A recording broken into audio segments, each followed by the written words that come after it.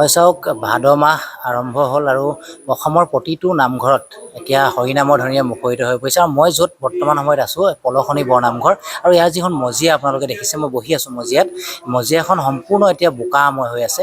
যি উজনিত যি বান আহিছিল, এই বানে এই নামঘৰ ভাগক সম্পূৰ্ণৰূপে বুৰাই পেলাইছিল। আৰু বুৰাই পেলোৱাৰ পাছত যি পৰিৱেশ, আজি এই ভাদ মাহত বৰ্তমান সময়ত ইয়াত নাম কীৰ্তন তেখেতসকলে কৰিব পৰা নাই। আটাইতকৈ দুখৰ বিষয়, আজি বৰ্তমান সময়ত যে ভাদ মাহত আচলতে অসমীয়া সমাজে হৰি নামৰ কীৰ্তন কৰে এই ভাদ মাহত প্ৰতিটো নামঘৰত। কিন্তু আজিৰ দিনটোত যি এই পৰিৱেশ দেখাবলৈ আমি আগবাঢ়িছোঁ, এই পৰিৱেশটো আটাইতকৈ দুখ লগা, এক দুখজনক। আৰু যি বলীয়া বান, এই বলীয়া বানে সম্পূৰ্ণৰূপে এই নামঘৰটোক বুৰাই লৈ গৈছিল। আৰু বৰ্তমান ইয়াৰ যিখন মজিয়া বা ইয়াৰ যি পৰিৱেশ আপোনালোকে দেখিবলৈ সক্ষম হৈছে যে ইয়াৰ পৰিৱেশ এক দুখ লগা। আৰু ইয়াত আজি বা বৰ্তমান সময়ত কোনো ভাদ মাহৰ যি নাম লোৱা কাৰ্য ইয়াত চলা নাই। মোৰ সৈতে গাঁৱৰ স্থানীয় লোক আছে। কি প্ৰতি বছৰে আপোনালোকে ইয়াত নাম লয়?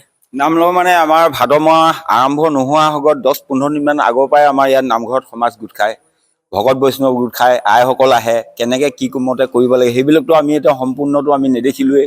তাৰপিছত আজি এইকেইটা দিনত আমাৰ ডেকা যুৱক দায়িত্ব দিয়া হয় সকলোকে। গাঁৱৰ জ্যেষ্ঠসকলে দায়িত্ব দিয়ে, কলগছ মানে এটা বেলেগ এটা মানে কি ক'বা, মানে এইটো কৈ গুচি গ'ল যেন আমি ক'ৰবাৰ মৰুভূমিত আহি পৰি গ'লো, যেন কোনোবাই আমাক উৰুৱাই আহি মৰুভূমিত পেলাই, এনেকুৱা এটা আমাৰ পৰিৱেশ আপোনালোকে সকলোৱে দেখিছে। আৰু ৰজাসকলকো অনুৰোধ কৰিছোঁ, তেখেতলোকে বহুত সহায় কৰিছে দুখীয়া ৰাইজক। লগতে আমি নামঘৰতে কৈছোঁ, যিসকল দাতাই মানে বিভিন্ন সংগঠন বা বিভিন্ন জাতি সকলোৱে আহি আমাৰ পলসনি ৰাইজক সহায় কৰিলে। আজি আপোনালোকৰ এই চেনেলৰ জৰিয়তে তেওঁলোকক আমি ধন্যবাদ দিছোঁ, নমস্কাৰ কৰিছোঁ, তেওঁলোকক আশীৰ্বাদ দিছোঁ, সদায় যেন তেওঁলোকে এই কৰ্মত আগবাঢ়ক।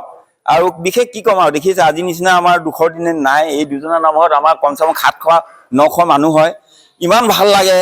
দুইজনা নামঘৰ, দুইখন গোটেই গাঁৱৰ ল'ৰা ছোৱালী দৌৰা দৌৰি ইয়াত কৰি থাকে, ধুতি পিন্ধি থাকে, পঞ্জাবী পিন্ধি থাকে, সৰু সৰু ল'ৰা ছোৱালীবিলাকে। মানে কি ক'ম আৰু, মানে একো ক'বলৈ মানে ইয়াত আৰু ভাষা নাই। কোনো ছবিও মানে দেখুৱাবলৈ নোৱাৰো যে এইখন কি দুখৰ ছবি আমাৰ হৈছে, ইমানে কৈছোঁ আৰু।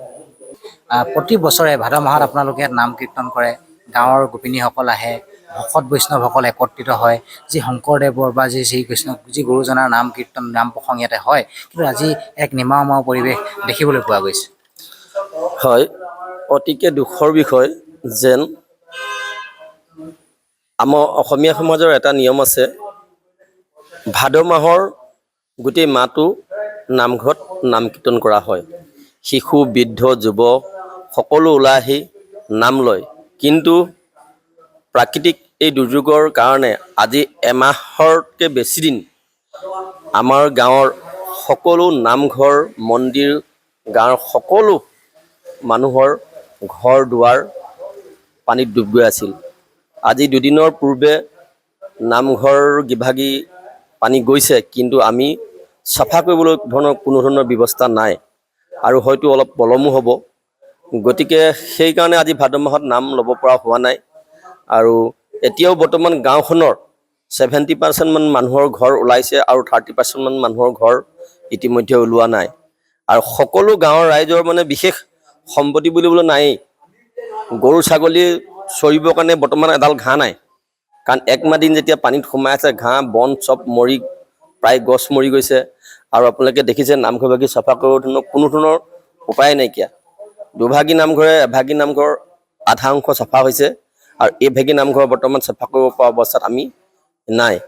গতিকে আপোনালোকৰ চেনেললৈ আজি আহি এইকণ নামঘৰটো কি নামঘৰ? এইভাগী নামঘৰ পলাশনি দিহিং সত্ৰ মইনাপুৰীয়া নামঘৰ, আৰু এভাগী আছে মহাপুৰুষীয়া নামঘৰ। এই দুইভাগী নামঘৰৰ মহাপুৰুষীয়া নামঘৰভাগী আধা অংশ ইতিমধ্যে চফা হৈছে, কিন্তু দিহিং সত্ৰ মইনাপুৰীয়া নামঘৰ এতিয়া অকণো চফা কৰিব পৰা ব্যৱস্থাত নাই। আধ্যাত্মিক পৰিৱেশে যি সময়ত বিৰাজ কৰি থাকে, সেই সময়ত এই নামঘৰ ভাগক মই দেখাবলৈ জনাম এবাৰ যে যি সময় আধ্যাত্মিক পৰিৱেশে ইয়াত বিৰাজ কৰে, সেই সময়ত এই নামঘৰ ভাগৰ যি পৰিৱেশ বৰ্তমান সময়ত এক নিমাও পৰিৱেশ। ইয়াত এই নামঘৰতে যি সময়ত আয়তীয়ে হৰিনামৰ ধ্বনিৰে মুখৰিত হৈ থাকে, হৰিনামৰ ধ্বনিত গুঞ্জৰিত হৈ থাকে আকাশ বতাহ, সেই সময়ত আজি তাৰ দিনটোত বৰ্তমান সময়ত ইয়াত কোনো ধৰণৰ নাম কীৰ্তন হোৱা নাই। আৰু গাঁৱৰ লোকসকলে ইয়াক লৈ দুখ প্ৰকাশ কৰিছে।